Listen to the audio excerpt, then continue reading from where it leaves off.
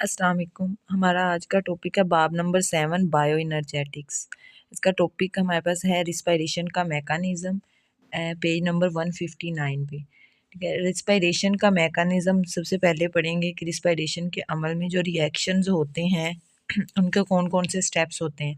Respiration के अमल में reactions के पेचीदा सिलसिले शामिल हैं, जैसा कि ग्लूकोज की ऑक्सीडेशन के तमाम रिएक्शन समझने के लिए हम एरोबिक रिस्पायरेशन के मैकेनिज़्म को देखेंगे। एरोबिक रिस्पायरेशन का मैकेनिज़्म हमने पीछे पढ़ा था कि एरोबिक रिस्पायरेशन किसे कहते हैं, जिसमें जो रिस्पायरेशन ऑक्सीजन की मौजूदगी में हो उसे एरोबिक रिस्पायरेशन कहा जाता है। एरोबिक रिस्पायरेशन हमारे पास एक मुसलसल अमल है, लेकिन अपनी आसानी के लिए हम इसे 3 बड़े मराहल में तकसीम करते हैं, और वो 3 मराहल जिनमें हम तकसीम करते हैं उसकी स्टडी हम अब इस टॉपिक में करेंगे रिस्पायरेशन के मैकेनिज़्म में। हमारे पास सबसे पहला मरहला ग्लाइकोलाइसिस, सेकंड क्रेब्स साइकिल और थर्ड इलेक्ट्रॉन ट्रांसपोर्ट चेन। सबसे पहले हम देखेंगे ग्लाइकोलाइसिस को। ग्लाइकोलाइसिस किसे कहा जाता है? ग्लाइकोलाइसिस में हमारे पास ग्लाइकोलाइसिस जो है वो ब्रेक डाउन ऑफ ग्लूकोज है, मतलब ग्लूकोज मॉलिक्यूल यानी 6 कार्बन मॉलिक्यूल, 6 कार्बन, ये जो 6 कार्बन कंपाउंड होता है हमारे पास ग्लूकोज, इसको जो है वो चेंज किया जाता है 2 पायरोविक एसिड्स में, मतलब 3 कार्बन कंपाउंड में, 3 कार्बन कंपाउंड में चेंज किया जाता है।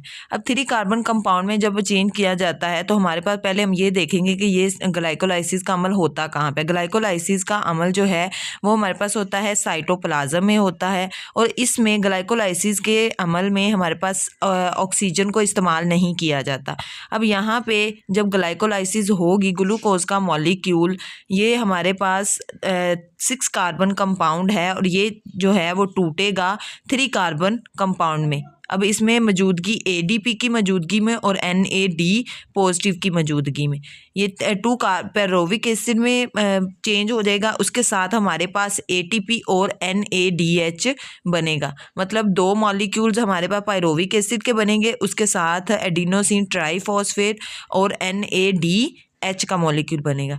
इसके बाद हमारे पास आता है सेकंड स्टेप। सेकंड स्टेप हम किसे कहते हैं? क्रेब्स साइकिल को।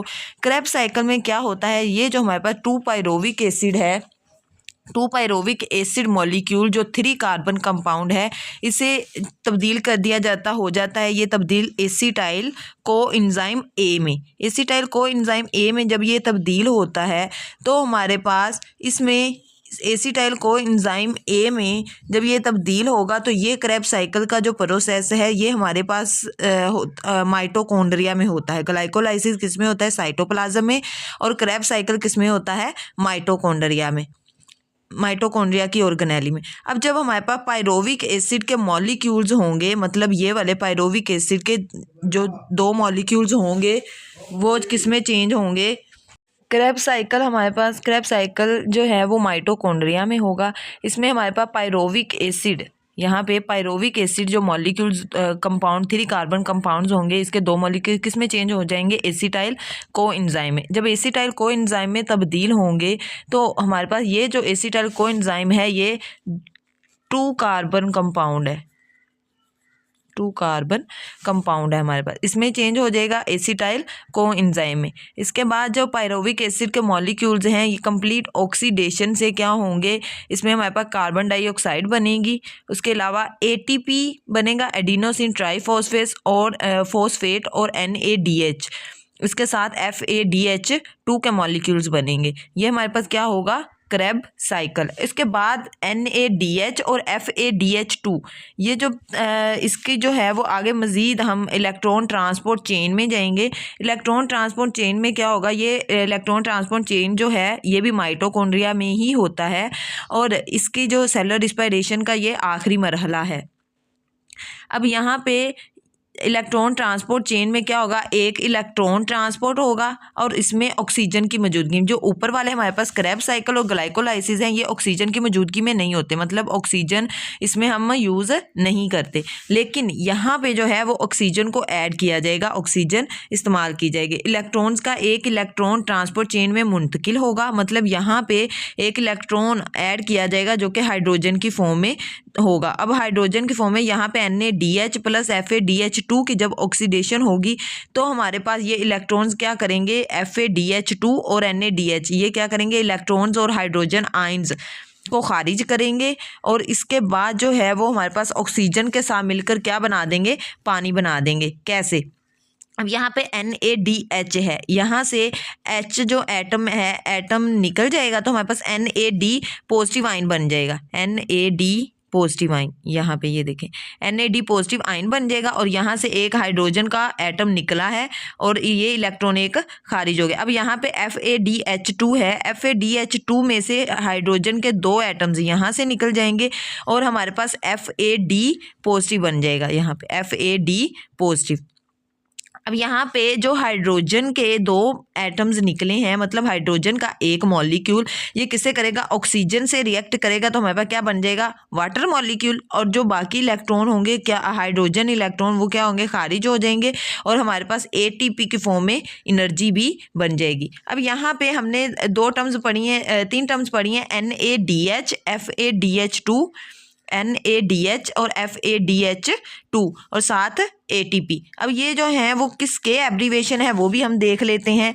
NaDH2 किसे कहते हैं, NaDH2, NaDH nicotinamide adenine dinucleotide को कहा जाता है, ये इसका एब्रीवेशन है।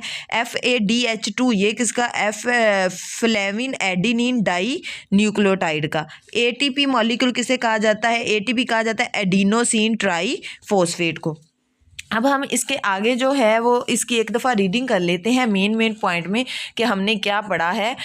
ये अमल साइटोप्लाज्म में होता है, ग्लाइकोलाइसिस का अमल, ठीक है, ये साइटोप्लाज्म में होता है। इसमें क्या, इसमें ऑक्सीजन को इस्तेमाल नहीं किया जाता। इसमें ग्लूकोज मॉलिक्यूल्स जो 6 कार्बन कंपाउंड होता है उसको पायरोविक एसिड यानी 3 कंपाउंड मॉलिक्यूल में के 2 मॉलिक्यूल्स में तोड़ दिया जाता है। उसके बाद हमारे पास सेकंड आता है क्रेब्स साइकिल।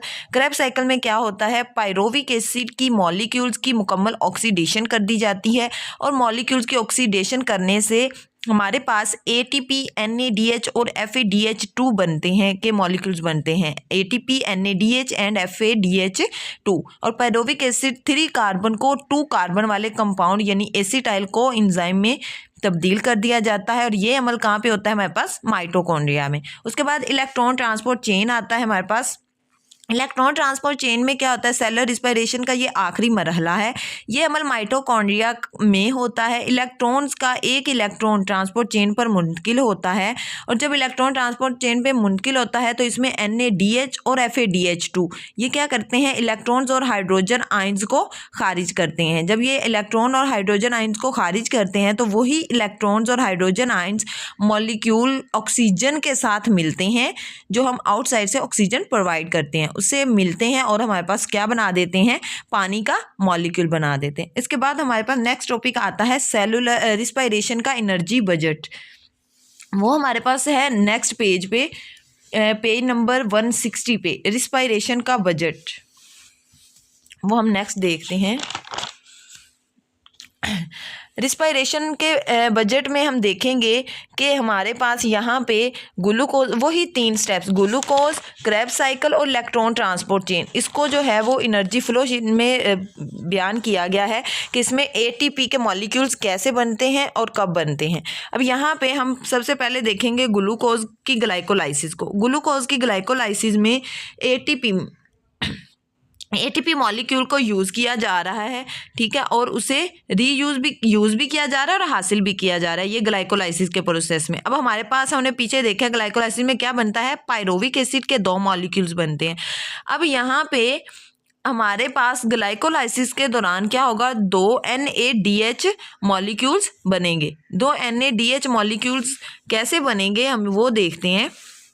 जब 2 NaDH के मॉलिक्यूल्स बनेंगे तो वो हमारे पास 4 ATP मॉलिक्यूल्स बनाएंगे, क्योंकि हमारे पास एक टर्म आती है कि एक NaDH का, यहाँ पे देखें, NaDH का एक मॉलिक्यूल हमारे पास 3 ATP मॉलिक्यूल्स बनाता है। उसके बाद FADH2 का एक मॉलिक्यूल हमारे पास कितने बनाता है, 2 ATP बनाता है। आपने इस चीज़ को देखकर आगे आपने ये flow sheet electron transport chain में बनानी है। अब यहाँ पे 2 NADH है, मतलब 2 NADH के मॉलिक्यूल्स हैं। एक NADH का मॉलिक्यूल कितने ATP बनाता है? हमारे पास 3 ATP। अब आपके पास क्वेश्चन ये आएगा कि यहाँ पे अगर एक NADH का मॉलिक्यूल 3 हमारे पास बनाता है, 3 ATP बनाता है, तो यहाँ पे तो ATP कितने बनने चाहिए? 6 ATP बनने चाहिए।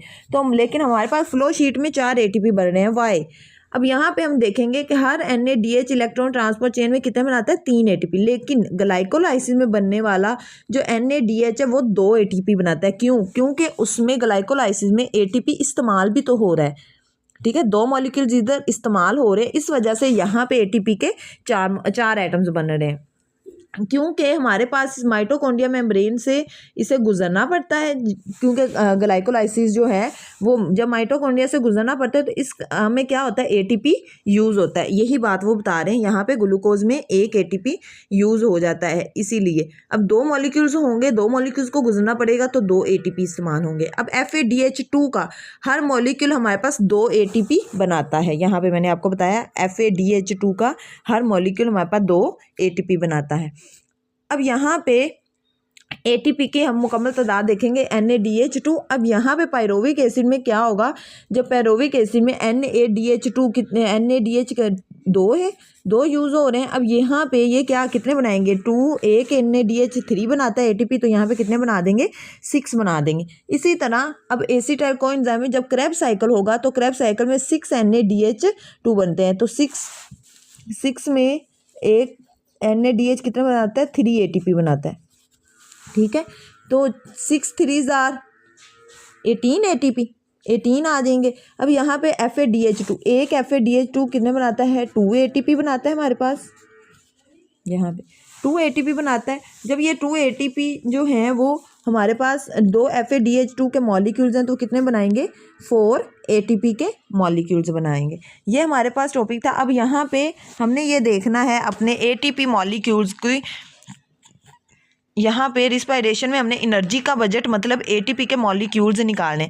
यहाँ पे 2 ग्लाइकोलाइसिस में ये देखें कि ATP के 2 मॉलिक्यूल्स आए यहाँ से, ठीक है, जो कि ATP मॉलिक्यूल यूज़ होने के बाद दोबारा गेन हुए हैं, मतलब हासिल हुए हैं। तो यहाँ पे कितने आ गए? 2 मॉलिक्यूल्स आ गए। 2 हमें यहाँ से ATP में निकले हैं, ATP में क्रैब साइकिल में जब यूज़ हो के जो हम कह रहे हैं कि इलेक्ट्रॉन और हाइड्रोजन आयंस की फॉर्म में, तो 2 ATP हमें यहाँ से हासिल हुए।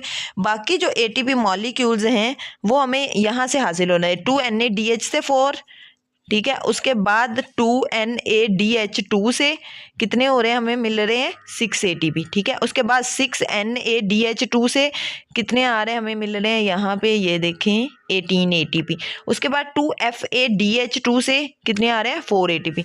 अब 4 + 18 + 6 + 4, ठीक है। उसके बाद ये हमारे पास कितने हो गए? 32 और 2 मॉलिक्यूल्स ATP के ये हैं और 2 ये हैं, 2 और 2 4 ही हो गए, 32 और 4 36 ATM। ये क्या है? हमारे पास मजमूई ATP की पैदावार है।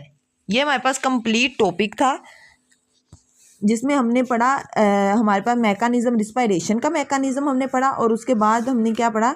रिस्पायरेशन का एनर्जी बजट। उसके बाद हमारे पास पेज नंबर 163 पेज नंबर पे हमारे पास आता है फोटोसेंसिस और रिस्पायरेशन में फ़र्क, ठीक है। इसमें हमने खुसूसियात पढ़नी है और फोटोसेंसिस की और रिस्पायरेशन की।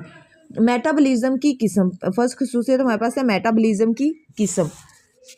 मेटाबॉलिज्म की किस्म में फोटोसिंथेसिस में क्या होता है? एनाबॉलिज्म होता है, जबकि रिस्पायरेशन में हमारे पास क्या होता है? कैटाबॉलिज्म होता है। उसके बाद हमारे पास सेकंड खुसूसियत है एनर्जी पैदा होना या खर्च होना, मतलब एनर्जी पैदा होती है कैसे और खर्च होती है। तो इसमें एनर्जी का पैदा होना या खर्च होना, हमारे पास लाइट एनर्जी का खर्च होना, इसे बॉन्ड एनर्जी में स्टोर करने के लिए, ये हमारे पास फोटोसिंथेसिस के अमल में होता है। जबकि रिस्पायरेशन में बॉन्ड एनर्जी का ATP की एनर्जी केमिकल एनर्जी में तब्दील होना है। उसके बाद खुसूसियत है करने वाले जानदार कौन से होते हैं? फोटोसिंथेसिस चंद बैक्टीरिया या तमाम एल्गी, तमाम पौधों में होती है। जबकि रिस्पायरेशन हमारे पास तमाम जानदारों में होती है। वकूफ़ पज़ीर होने का मकाम यहाँ पे हमारे पास फोटोसिंथेसिस क्लोरोप्लास्ट में होती है, जबकि रिस्पायरेशन जो है वो साइटोप्लाज्म और माइटोकॉन्ड्रिया में होती है। वकूफ़ पज़ीर होने का वक़्त क्या है? फोटोसिंथेसिस हमारे पास सिर्फ दिन के वक़्त होती है सूरज की रोशनी की मौजूदगी में, जबकि रिस्पायरेशन जो है वो हर वक़्त का प्रोसेस है। उसके बाद ऑक्सीजन की मौजूदगी आएगा हमारे पास। ऑक्सीजन की मौजूदगी में एरोबिक रिस्पायरेशन जो है वो ज़रूरी है फोटोसिंथेसिस में, जबकि एनएरोबिक में ज़रूरी नहीं है।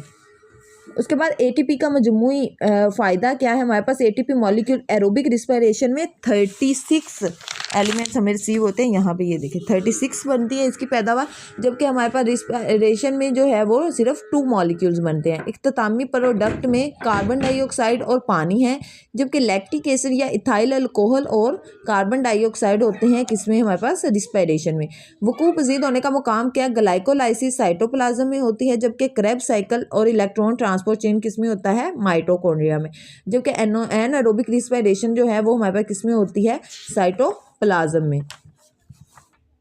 उसके बाद हमारे पास इसकी अहमियत आती है, ये ज़्यादातर जानदारों को एनर्जी का ज़रिया है एरोबिक रिस्पायरेशन में, मतलब फोटोसिंथेसिस में। जबकि एनारोबिक रिस्पायरेशन में हमारे पास रिस्पायरेशन में एनारोबिक जानदारों के लिए एनर्जी का ज़रिया, एरोबिक जानदारों के लिए ऑक्सीजन की कमी की सूरत में एनर्जी का ज़रिया, जबकि कई प्रोडक्ट्स मसलन इथाइल अल्कोहल, पनीर वगैरह का ज़रिया है। ये हमारा कंप्लीट टॉपिक था, जिसके साथ हमारा ये चैप्टर कंप्लीट होता है, बायो एनर्जेटिक्स चैप्टर। सुबह जो है वो हम नेक्स्ट चैप्टर स्टार्ट करेंगे, बाब नंबर 8 न्यूट्रिशन का, न्यूट्रिशन सेक्शन नंबर 3 ज़िंदगी के अफ़ाल का टॉपिक है, ये चैप्टर है। उसके बाद मल्टीपल चॉइस जो हैं वो आपको थोड़ी देर तक रिसीव हो जाएंगे, उनके आंसर्स आपने मल्टीपल चॉइस भी करने हैं, साथ ये टॉपिक प्रिपेयर करना है। जज़ाकल्लाह, अल्लाह हाफिज़, टेक केयर।